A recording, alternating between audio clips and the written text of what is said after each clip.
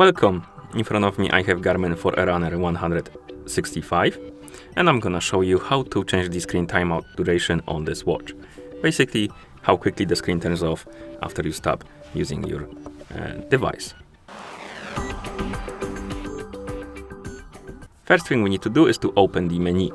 You can do it by pressing and holding the up button. Once the menu opens, you can scroll through the menu by swiping on the screen or by using the up and down buttons. Scroll through the menu and find the system option. Once you find it and select it, you can press the start button or tap on it to enter. Now, scroll through the menu and find the display option and then select it to enter.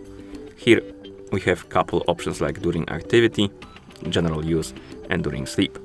During activity means when you're tracking activity on your watch. So basically you have some workout enabled and you're tracking the activity. General use is whenever you you tracking any activity and you're not sleeping. And during sleep is basically when you're sleeping with your watch on. First, let's tap on during activity. Scroll down and here we have the option called Timeout.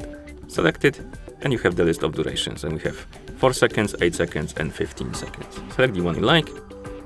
Then you can go back by swiping right on the screen. Tap on General Use. Select the one for the general use. So basically scroll down, tap on Timeout, select the timeout duration, swipe right, do the same for the sleep. Like that.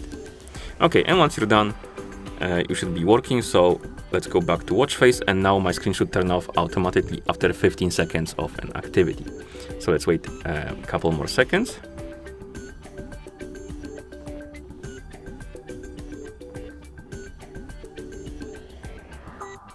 As you can see, it turned off.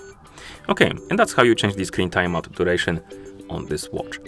Thank you for watching. If you found this video helpful, please consider subscribing to our channel and leaving the like on the video.